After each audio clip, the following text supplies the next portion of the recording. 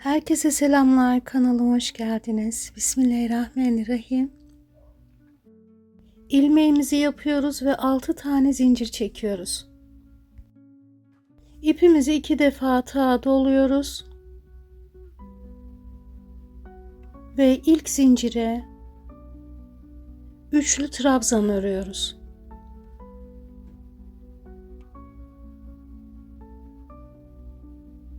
Sonra 4 zincir çekiyoruz. Ve ilk zincire ikili trabzan örüyoruz. 6 zincir çekiyoruz.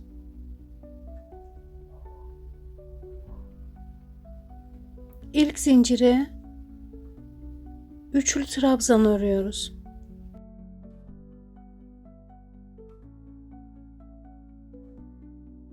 Tekrar 6 zincir çekiyoruz. 2 defa doluyoruz. İlk zincire bir tane üçlü trabzan örüyoruz. 6 zincir çekiyoruz. Tekrar 2 defa dolayıp ilk zincire üçlü trabzan örüyoruz. 3 tane üçlü trabzan ördükten sonra 4 zincir çekiyoruz. 3 tane yaptık bundan. Şimdi şundan yapacağız. 4 zincir çekiyoruz. İpimizi bir defa doluyoruz ve ilk zincire bir tane ikili trabzan örüyoruz. Sonra tekrar şu üçlü trabzan ördük ya 6 zincir çekerek. Aynısından örüyoruz. Başlangıçta 6 zincir üçlü trabzan ördük. Sonra 4 zincir ikili trabzan ördük. Sonra 3 tane 6 zincir üçlü trabzan ördük. Araya bir tane 4 zincir ikili trabzan ördük. Tekrar 3 tane 6 zincir üçlü trabzan. Sonra 4 zincir ikili trabzan. En son 6 zincir üçlü trabzan ördük. Buradan dönüyoruz. Kenarlar bu şekilde olacak. Sıranın sonunda 6 zincir çekiyoruz ve zincirimizi ilk şu boşluğun içerisine sık iğne ile kapatıyoruz. Devamında bir zincir çekiyoruz ve şu 4 zincir bir trabzandan oluşan boşluk var ya, şurası, oranın içerisine 7 tane trabzan örüyoruz. İkili trabzan, aralarda zincir çekmeden.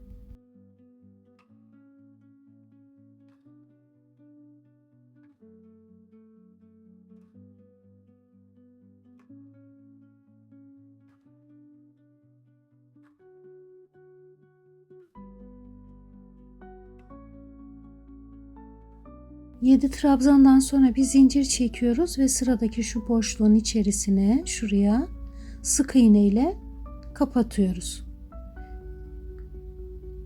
Devamında 6 tane zincir çekiyoruz ve diğer boşluğa sık iğne ile kapatıyoruz. Sonra 6 tane zincir çekiyoruz ve diğer boşluğa kapatıyoruz. Evet, şuraya sık iğne ile kapatıyoruz. Bir tane zincir çekiyoruz. Evet, 2 tane boşluk bıraktık. Bir tane zincir çekiyoruz ve şuraya tekrar 7 tane ikili trabzan öreceğiz. Aralarında zincir çekmeden. Sanırım devamını getirebilirsiniz. Evet, şurası gibi ördükten sonra 6 zincir çekerek 2 tane 6 zincirden oluşan boşluk oluşturuyoruz şuralara da. Şurası gibi.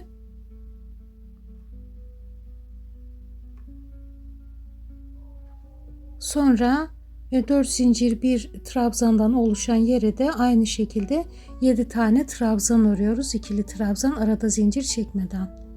Son bir zincir çekip boşluğun içerisine sık iğne ile kapatıyoruz. Devamında 4 tane zincir çekiyoruz. İpimizi doluyoruz ve bu ilk zincirin ilmeğine bir tane ikili trabzan örüyoruz. Sonra bir zincir çekip dönüyoruz ve bu çektiğimiz 4 zincirin içerisine 3 tane sık iğne örüyoruz. Sonra sıradaki trabzanın tepesine ikili trabzan örüyoruz. 2 tane zincir çekiyoruz. Sıradaki trabzanın tepesine, sıradaki ilmeğe ikili trabzan örüyoruz. Evet, 2 zincir 1 trabzan, 2 zincir 1 trabzan şeklinde ilmek atlamadan önceki sırada ördüğümüz 7 trabzanın tepesine 7 tane de trabzan örüyoruz. Aralarında 2 zincir çekerek.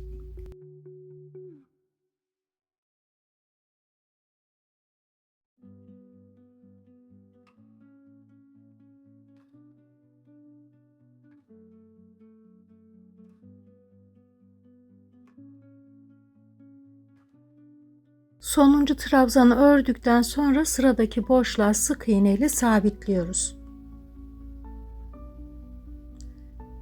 Sonra buraya 2 tane daha sık iğne örüyoruz. 3 oldu.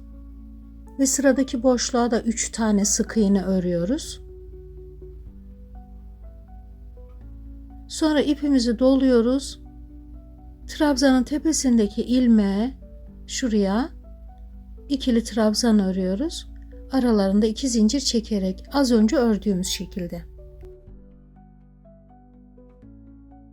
Evet, burası gibi örüyoruz. Aralarında da 6 tane sık iğne örüyoruz. Her boşluğa 3'er tane.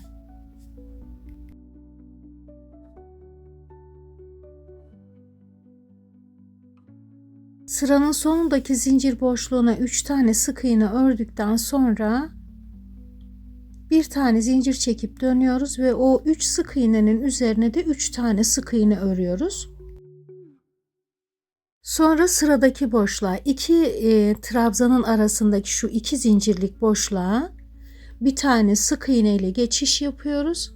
Buradan 6 tane zincir çıkıyoruz. Şimdi çiçeğimizin yapraklarını öreceğiz. 6 tane zincir çıkıyoruz. Şu ilk zincire tığımızı batırıyoruz. İpimizi alıyoruz, tığın üzerinde bırakıyoruz. Bu ipten bir daha ip geçiriyoruz.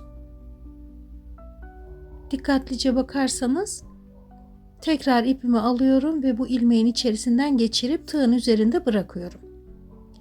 Sonraki ilmeklerimi tığı zincirin altından geçirip ipimi alıyorum. Ve bu tığın üzerine aldığım ilmekten ipi geçiriyorum. Tığın üzerinde bırakıyorum. Bir daha göstereyim. Zincirin altından ipi alıyorum. İlmekten geçiriyorum. Tığın üzerinde bırakıyorum. Evet, bu şekilde zincirin altından 8 tane, bir tanesini de zincirden aldım. 9 tane ilmek yapıyorum bu şekilde. Evet, iplerimi saydığımda 10 tane olacak. Çünkü başlangıç ilmeğim de var. Şu ipleri saydığımda 10 ilmek olmuş olacak. Sonra hepsinin içinden ipimi geçiriyorum. Tığımı çekiyorum. Kapatıyorum. Ve sıradaki boşluğa, 2 trabzanın arasındaki 2 zincirlik boşluğa yaprağımı sık iğne ile sabitliyorum. Bu şekilde. Tekrar 6 zincir çıkıyorum. Aynı şekilde yaprak örüyorum. Evet, birinci zincirden başlayarak ilmeğimi alıyorum. Bu aldığım ilmeğin içerisinden tekrar ip çekiyorum. Ve çektiğim ilmeği tığın üzerinde bırakıyorum. Sonra zincirin altından ipimi alıyorum. Ve bu ilmeğin içerisinden ipimi geçiriyorum. Tığın üzerinde bırakıyorum.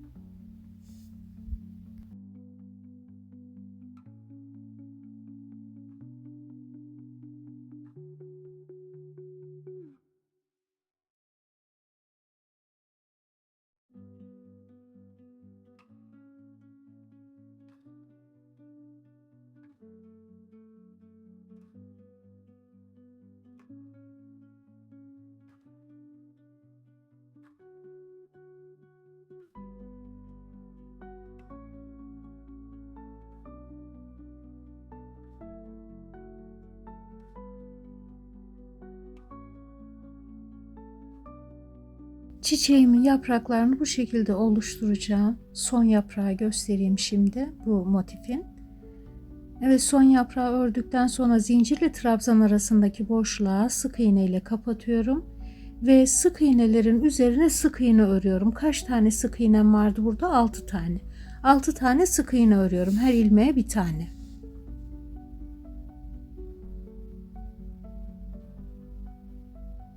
Saydığımda 6 yaprağımın oluşması gerekiyor. Tekrar 2 trabzan arasındaki, şurayı atlıyorum. 2 trabzan arasındaki boşluğa sık iğne ile geçiyorum. 6 zincir çıkıyorum. Yine yaprak örmeye başlıyorum. Aynı şekilde.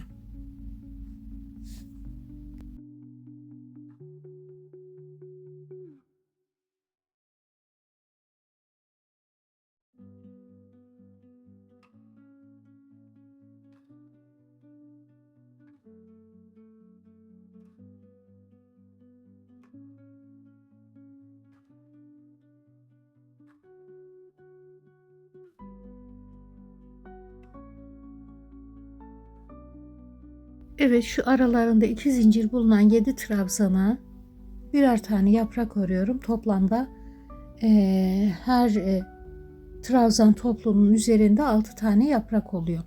Sıranın sonunda o 3 sık iğnenin üzerine 3 tane sık iğne örüyorum. Devamında 8 zincir çekiyorum, dönüyorum. Ve şu ilk trabzan var ya, onun tepesindeki ilmeğe, evet, önceki sıradaki trabzanın tepesindeki ilmeğe sık iğneli zinciri kapatıyorum. 4 zincir çekiyorum ve sıradaki trabzanın tepesindeki ilmeğe sık iğne ile kapatıyorum. Şuraya, evet. Yapraklar boşta kalıyor, serbest kalıyor. 4 zincir çekiyorum. Sıradaki trabzanın ilmeğine sık iğne ile kapatıyorum. Bu trabzanları bu şekilde geçeceğim. Şu son trabzanın tepesine de kaydırdıktan sonra o sık iğnenin altında kalmış. Oraya da kaydırıyoruz. Buradan 6 tane zincir çıkıyoruz. Ve 6 zinciri diğer trabzanların, diğer motifin trabzanlarının ilkinin tepesine kaydırıyoruz. 4 zincir çekiyoruz ve sıradaki trabzanın tepesine sık iğne ile kapatıyoruz. Burayı da önceki gibi bu şekilde örüyoruz. İki motif arasında, iki model arasında 6 zincirlik bir geçiş yapıyoruz. Şurası. Buralara da 4'er zinciri sık iğne ile kapattıktan sonra trabzanların tepesine burada 6 zincir çekip buraya geçiyoruz. Ve sıramızın sonunda 4 zincir çekiyoruz ve ilk sık iğnenin tepesine ikili trabzan örüyoruz.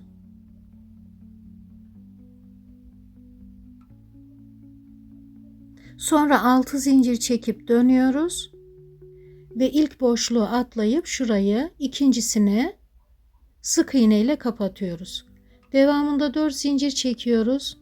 Şimdi sıranın sonuna kadar 4 zincir çekeceğiz. Sıradaki boşluğa sık iğne ile kapatacağız. Bu sıramızı bu şekilde örüyoruz.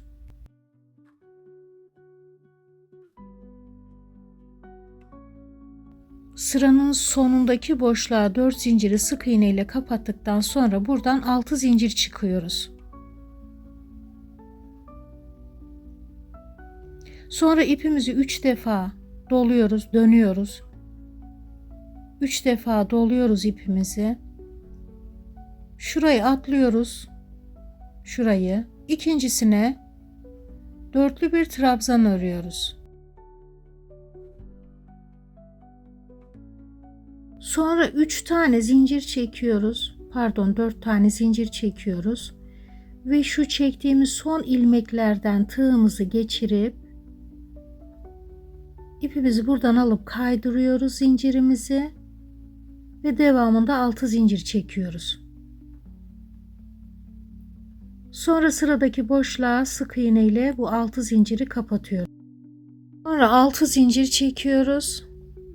Bir tane boşluk atlayıp 6 zinciri sıradaki boşluğa, bir boşluk atlayıp diğerine sık iğne ile kapatıyoruz. Sonra 6 zincir çekiyoruz. 3 defa ipimizi doluyoruz ve sıradaki zincir boşluğunun içerisine dörtlü bir trabzan örüyoruz. Son çekişi tığ üzerinde bırakıyoruz. Evet, böyle. Bir daha 3 tane doluyoruz. Sıradaki zincir boşluğunun içerisine dörtlü bir trabzan öreceğiz. Son çekişi tığın üzerinde bırakıyoruz. Bir tane daha dörtlü trabzan öreceğiz.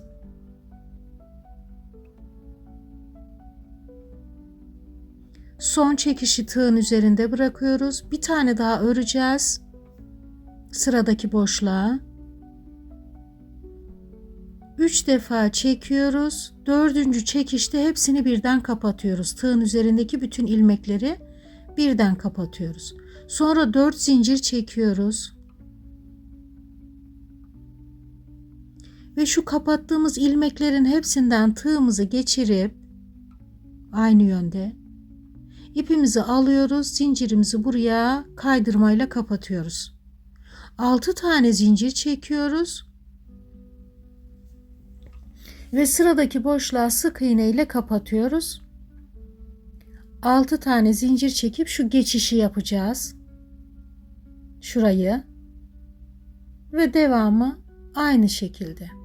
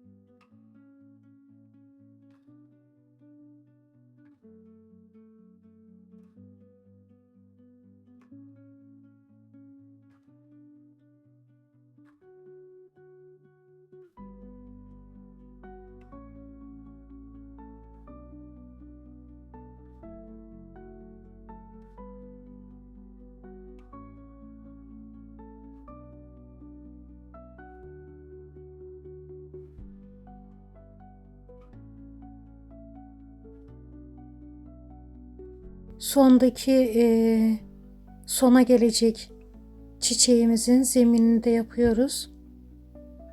Evet, bir tane daha dörtlü trabzan yapacağız. 3 defa çekiyoruz. Sonra hepsini birden kapatıyoruz. 4 tane zincir çekiyoruz.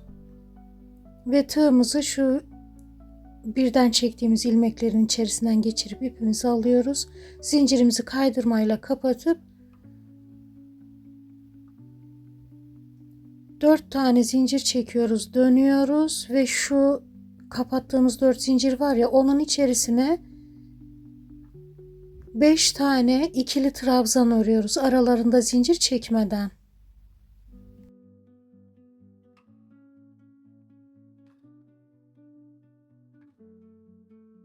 Sonra bir zincir çekiyoruz ve sıradaki boşluğa sık iğne ile kapatıyoruz. Devamında 4 zincir çekiyoruz. Sıradaki boşluğa sık iğne ile kapatıyoruz. Bir daha 4 zincir çekiyoruz. Sıradaki boşluğa sık iğne ile kapatıyoruz.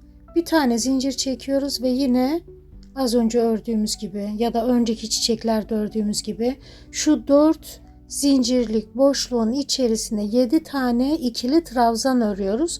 Aralarında zincir çekmeden.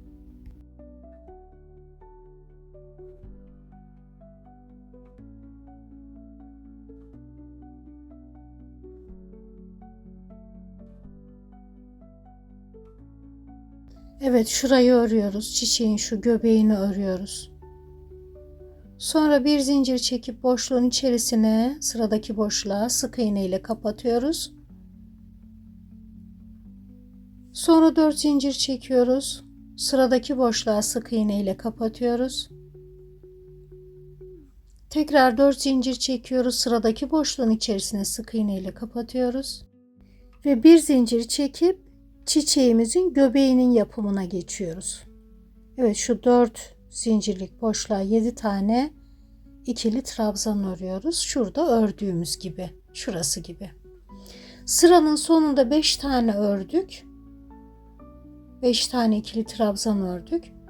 Buradan 6 zincir çekip dönüyoruz.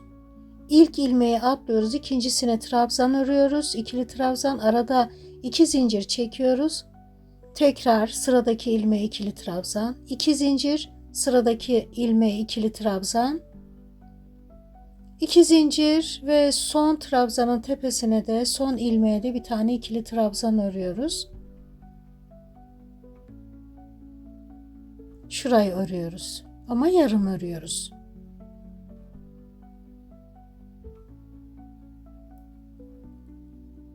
Sonra şurada şu zincir boşlukları var ya, bir zincir çekip oraya geçiyoruz. 3 tane sık iğne örüyoruz.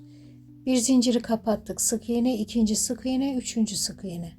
Diğer boşluğa geçiyoruz. 1, 2, üçüncü sık iğneyi yaptık. Bir zincir çekiyoruz ve tekrar trabzanların tepesine ilk trabzandan başlayıp ilk ilmekten bir tane ikili trabzan, aralarına 2 tane zincir çekiyoruz.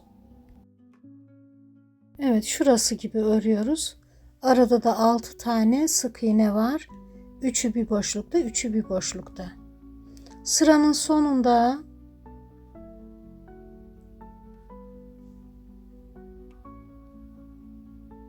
trabzanlarımızı tamamlayıp dönüyoruz. 4 zincir çekiyoruz. Birinci boşluğa değil, ikinci boşluğa sık iğne ile kapatıyoruz. Buradan 6 zincir çıkıyoruz. Şimdi çiçeğimizin yaprağını öreceğiz.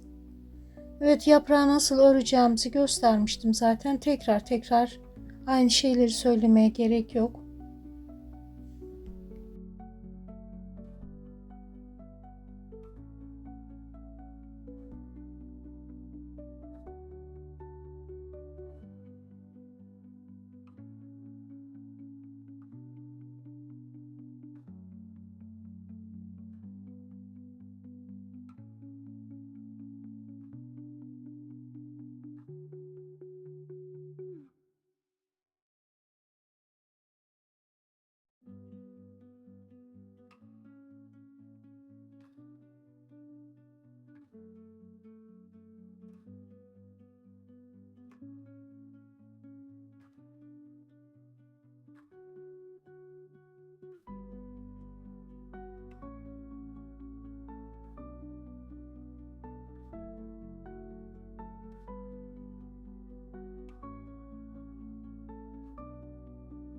En baştaki çiçeğimiz 3 yapraklı. Diğerleri, aradakiler 6 yapraklı, biliyorsunuz zaten. Evet, sık iğnelerin üzerine 3 yaprağı ördükten sonra sık iğnelerin üzerine sık iğne örüyoruz. 6 tane sık iğnemiz var arada. Sık iğneleri ördükten sonra şu zincirle trabzan arasındaki boşluğa da bir tane sık iğne örüyoruz. Ve diğer 2 trabzanın arasındaki boşluğa sık iğne ile geçiyoruz. 6 zincir çıkıyoruz. Tekrar çiçeğimizin yaprağının yapımına geçiyoruz.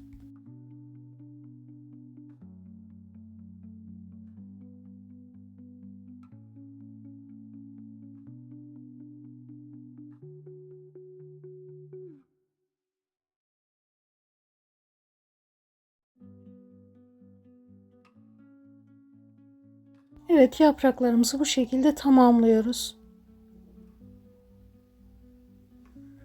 Ve sıranın sonuna geldiğimizde geçişlerimiz bakın sık iğne ile oldu. Yaprakları şuralara örüyoruz. Şuralara sık iğne örüyoruz.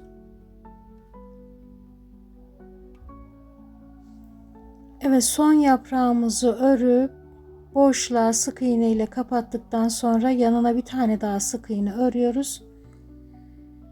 Ve burada bırakıyorum. Devamını kendiniz örebilirsiniz. Hoşça kalın. Allah'a emanet olun.